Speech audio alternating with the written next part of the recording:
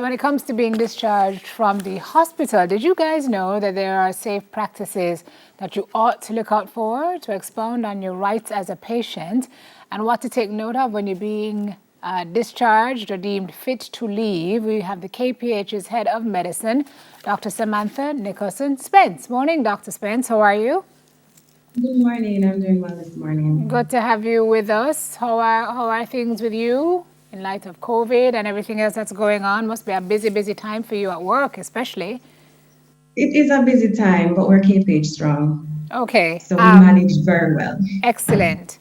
Tell me a little bit about what we're talking about this morning. Do you find this usually on people's list of priorities or something that they focus on? I mean, people look forward to getting out of the hospital, but do you find that we think enough about what ought to happen when that's being done? Certainly more attention could be paid towards this issue. In fact, what you find is several patients, they'll come in and while they're telling you the reason that they felt that they had to come to the hospital, and maybe let's for instance say it's chest pain and they're saying, my chest is hurting me, I thought it was very bad, that's why I'm here. And then the next line is, so when can I go home? So that sort of thing happens a lot and shows that there is this general unawareness. Most people don't want to stay in the hospital. It's an environment that creates a lot of fear because most people can remember someone who probably didn't have a good outcome in the hospital, and it brings up all these memories. So there's a general fear of being hospitalized, which manifests at that time. But there are several factors that we have to look into to determine when is the right time for this patient to be discharged. It's an art. It's not an exact science. So it depends on several factors, such as the reason that you're coming, is that matter resolved? Or if it's not resolved, because maybe it's something that's not resolvable, is it now in a state where it's stable and manageable? Right. Are you infectious? Going home, can you now infect your whole family? And now we have 7 patients instead of 1. So what we're really trying to avoid, in the long run, Doc, which is something that happens, is readmission. Because if you go home too fast, you're going to end up right back in the hospital.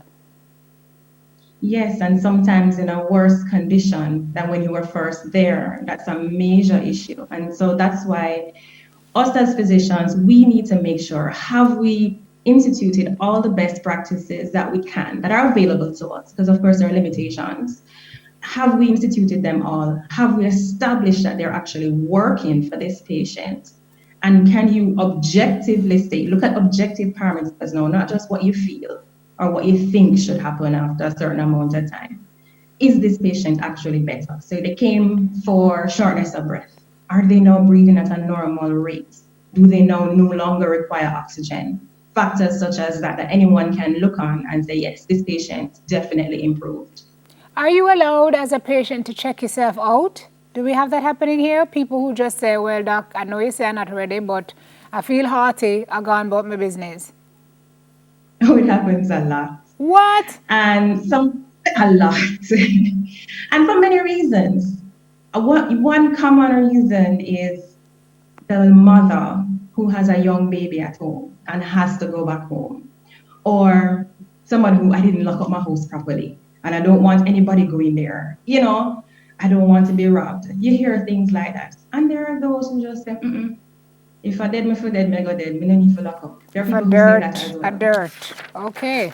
Well, for the ones who are good and ready to leave, there are some things that they ought to be aware of. There are some elements of the discharge process. Let's talk through discharge planning first. What are we talking about when we talk about discharge planning?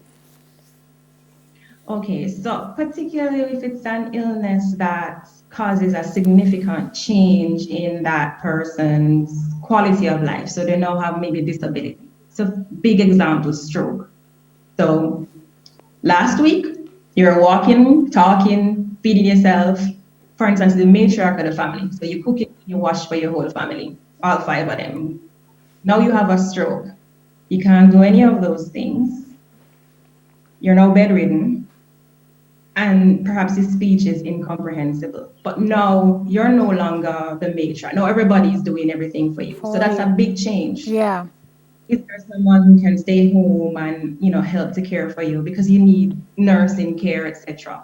So when you can foresee these things happening from day one, just by the magnitude of the stroke, we start from day one, and we should start from day one, sensitizing the family to it. It's likely that your relative is not going to come back to what you expect. What you see now may be what will be her state for the next weeks, months, years.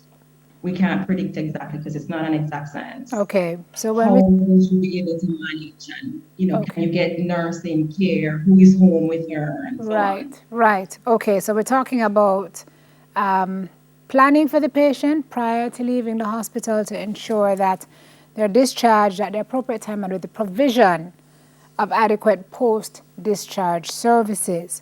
What about medication reconciliation, Doc? What are we talking about there?